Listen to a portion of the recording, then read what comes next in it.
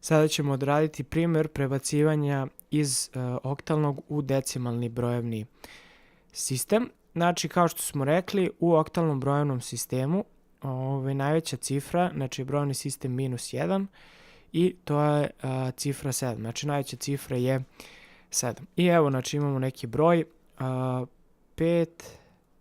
6, 0, 2 u oktalnom i potrebno je, znači, taj broj prebaciti u dekadni brojevni sistem. Znači, kao što smo rekli, zapiše se broj i sada se množi brojevni sistem u kojem smo sa ovim brojem i na to ide pozicija na kojoj se nalazi određeni broj. Znači, konkretno za ovaj pišemo pozicije 0, 1, 2 i 3.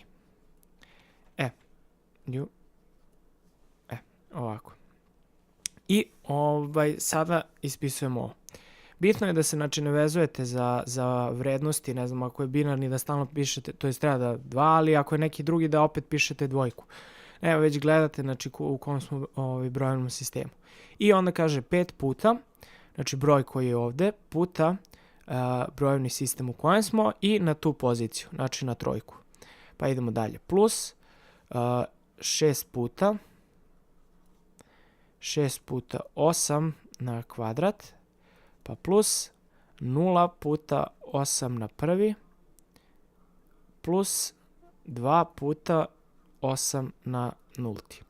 I evo, znači, dobili smo taj naš izraz. Sad je potrebno, znači, samo izračunati.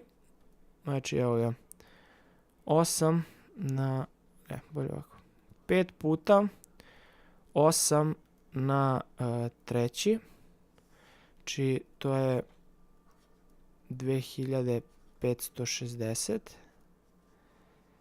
i sve to, znači sada 6 puta 64,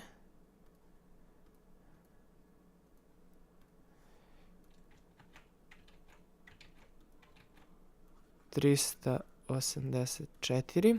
0 puta 8 na prvi je 8 i puta 0 je 0, znači pišemo 0 i 2 puta 8 na nulti, 8 na nulti je 1, 2 puta 1 je 2. Znači, pišemo 2560, 384 i dvojka ovde.